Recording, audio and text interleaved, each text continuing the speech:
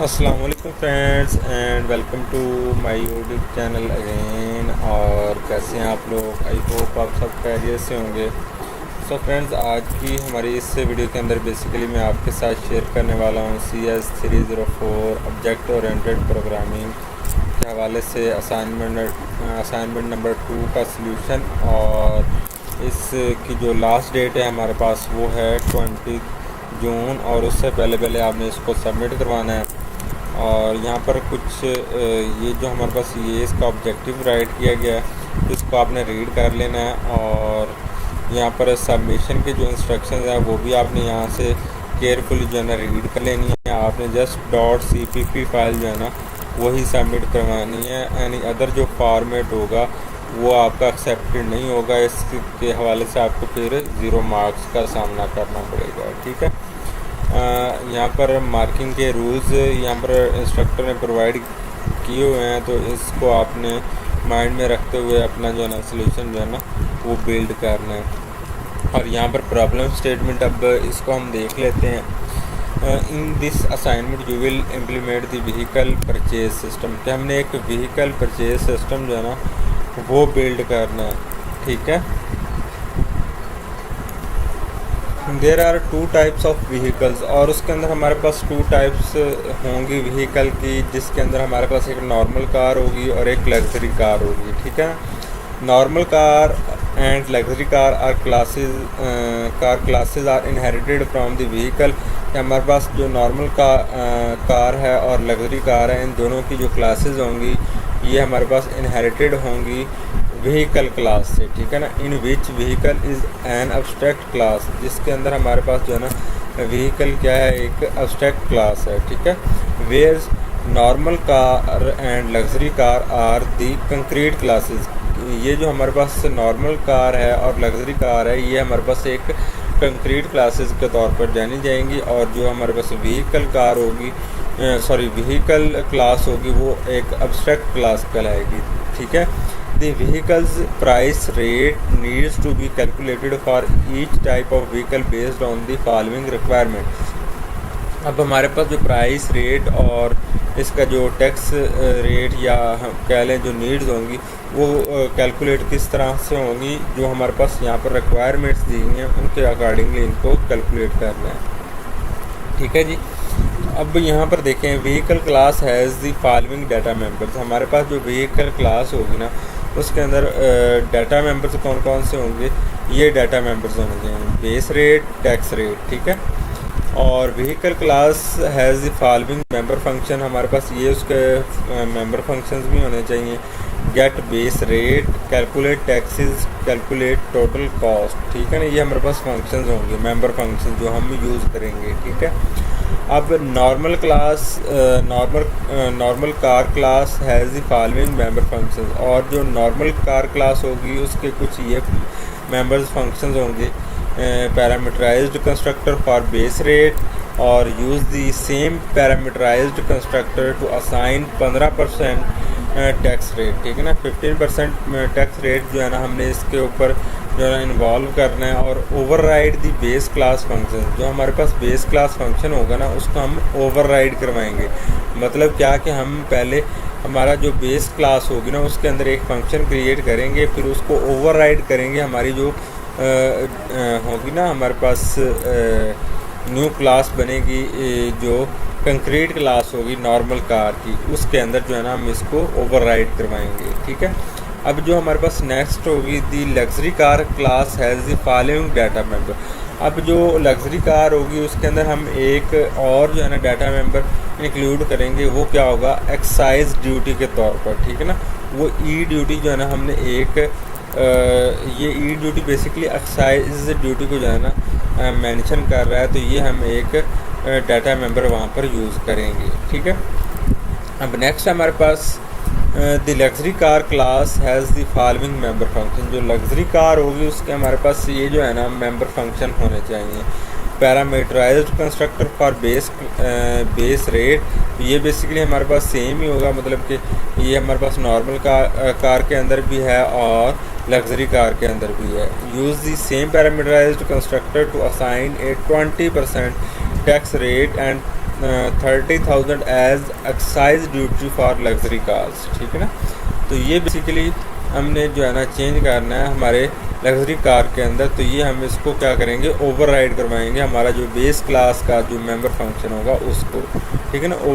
Override the base class function, तो हम क्या करेंगे, ओवरराइड करेंगे बेस क्लास के फंक्शंस को।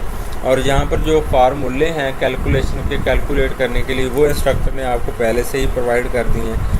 Text for normal car will be calculated based on the following formula. जो हमारे पास नॉर्मल कार होगी उसकी जो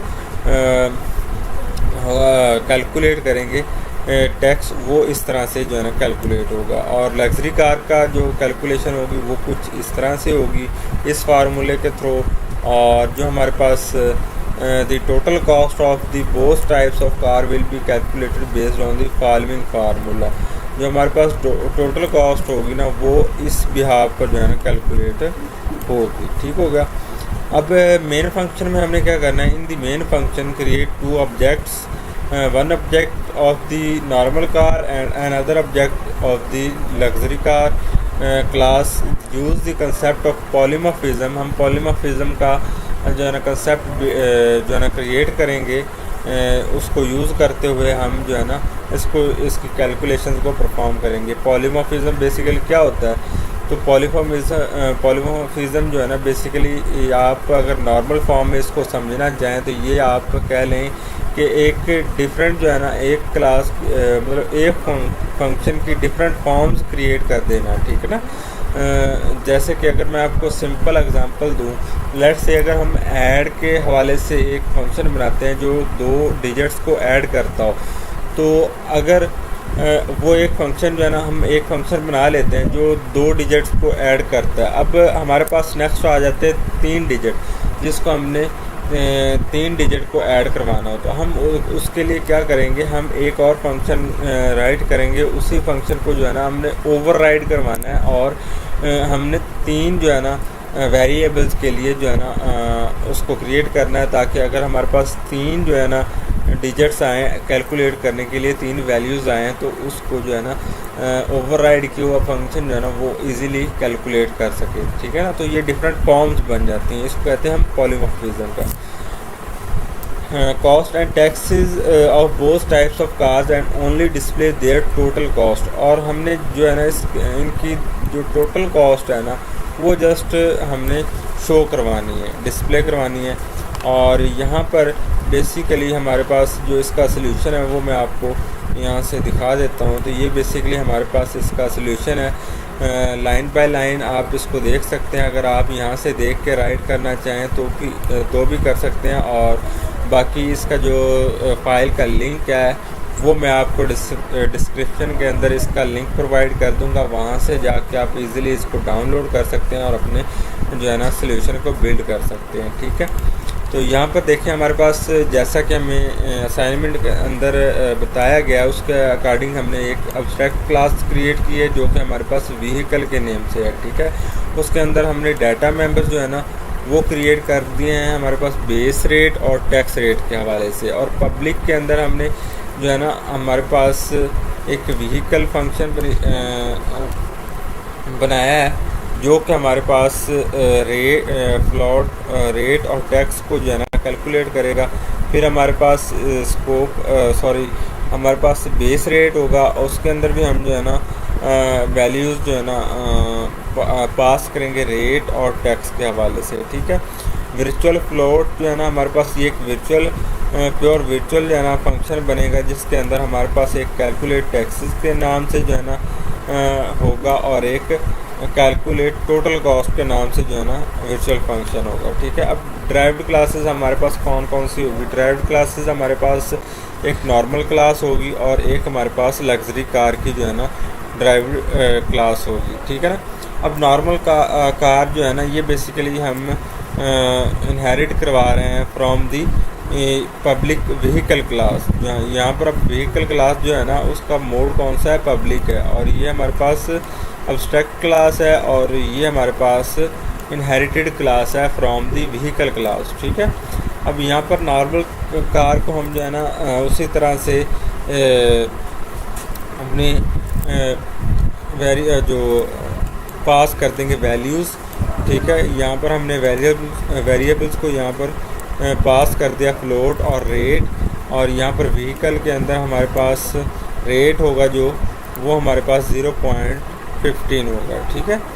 और यहाँ पर फ्लोट कैलकुलेट टैक्सेस हमारे पास फंक्शन है और इसको हम ओवरराइड करवा रहे हैं। Override return tax rate multiply by base rate, ठीक है। और फ्लोट कैलकुलेट टोटल कॉस्ट, इसको हमने फिर ओवरराइड करवाया।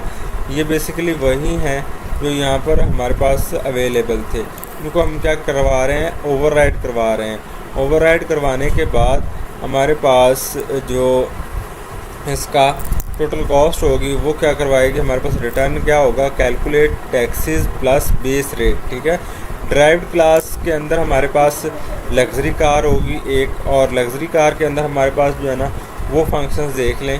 हमारे पास इसके अंदर एक तो जो है ना फ्लोट ई ड्यूटी जो है ना वो हमने इसके अंदर एक्स्ट्रा इंक्लूड करना है एक्साइज ड्यूटी के नाम से, और पब्लिक लग्जरी कार, और यहाँ पर इसको हमने वैल्यूज़ जो है ना असाइन कर दी। और यहाँ पर व्हीकल के अंदर रेट और 0.20% और एक्साइज ड्यूटी जो है ना वो भी हमने यहाँ पर प्रोवाइड कर दी 30,000, जो कि हमें असाइनमेंट के अंदर इंस्ट्रक्टर ने बोला हुआ था, ठीक है ना।